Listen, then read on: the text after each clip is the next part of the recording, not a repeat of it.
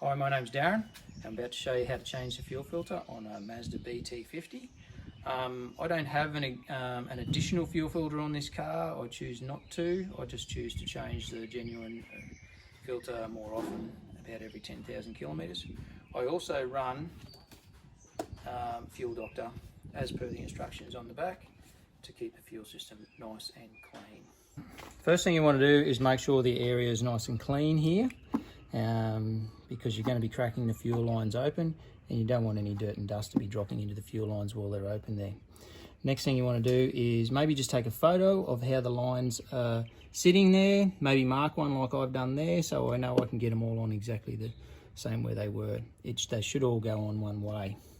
Now the next thing you need to do is there's a little wire just on this side here.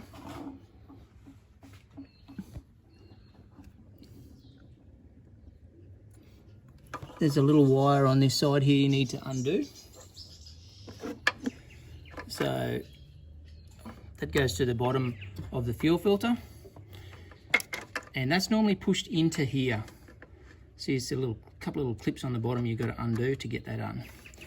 And then you can pull all of these off.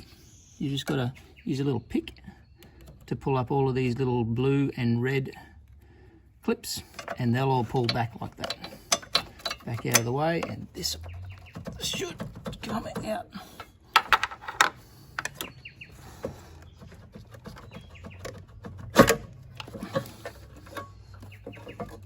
Should come out, and that's that wire there. All right, now you can take this over here to a drain container. I've got a clean piece of cardboard set up there because I don't want any contaminants. We can undo. You know, some diesel come out of it. So you can undo that. And just take notice of how it's sitting in there because it's got to roughly sit back in the same sort of a spot. And then crack that open. This is where the clean piece of cardboard comes in handy. You want to have somewhere nice and clean to put things down.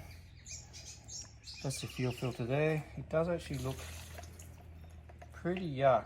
It's done 10,000 kilometres, this car. So it's pretty yuck.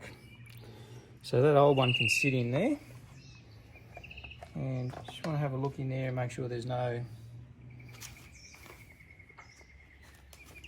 too yucky in there. And we'll, if you've got a bit of clean diesel, I'll give that a flush out. Alrighty.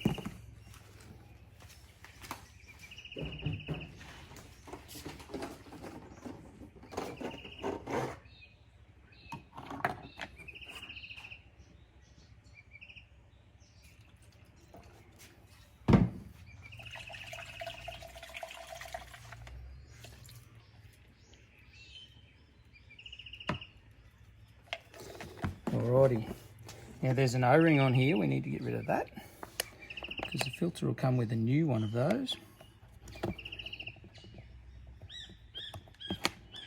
So that's going to get discarded and we've got a new one of those to put back on.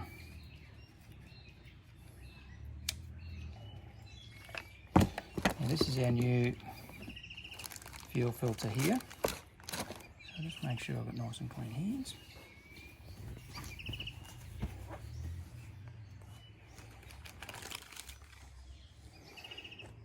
One bit of trouble I have found with these is getting the seals to all drop in there, and I find they need a little bit of silicone spray on them. I don't spray it directly on the O-ring, but I put a bit there like that and I can just rub it around the O-ring with my finger.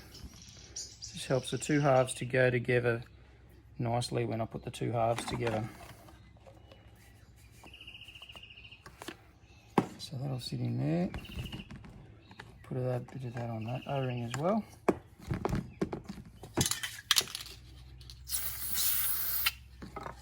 It's just silicone spray.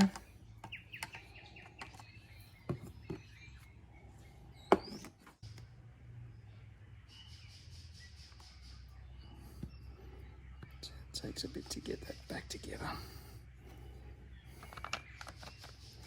Hi, Alright, so we've got that back on there now. We've just put a little bit more silicone spray around the O-rings, and that's sort of pushed on. It's there, they're very firm to push on. So push back on, just got to make sure these little tabs here line up and you've got it back on exactly where it was originally. You wind this on and you've got these little crosses that'll get your, should be end up somewhere near there. So and look at that, it did. So when you've got that lined up with there, good to go, good to put it back on.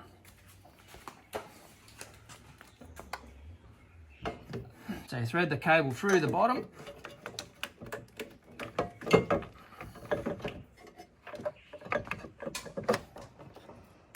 And you've got to line up the little slot that the fuel filter pushes down into.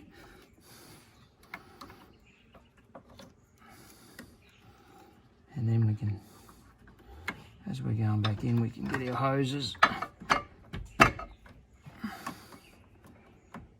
all back on.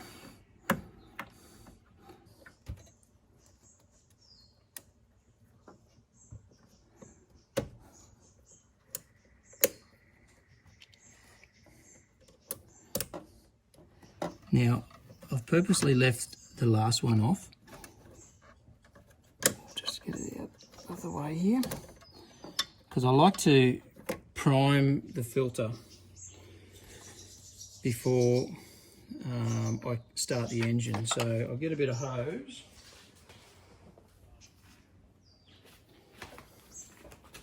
And I'll put it onto the filter.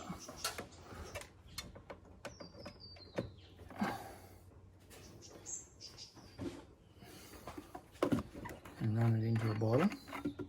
And we'll bleed a bit of diesel through there so we don't end up with this big airlock and end up having to wind the motor over quite a bit before it fires. So.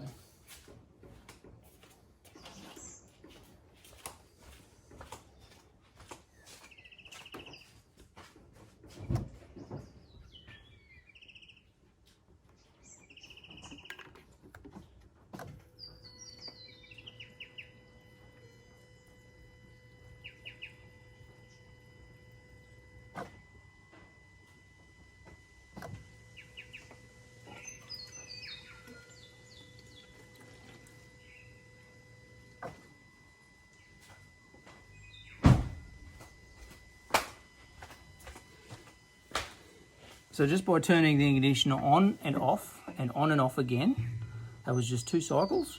We've pumped all of the air out of that filter and it should fire up straight away.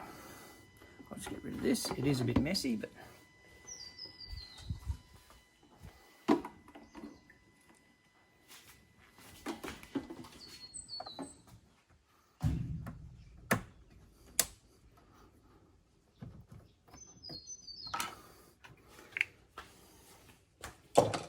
now it should fire up straight away.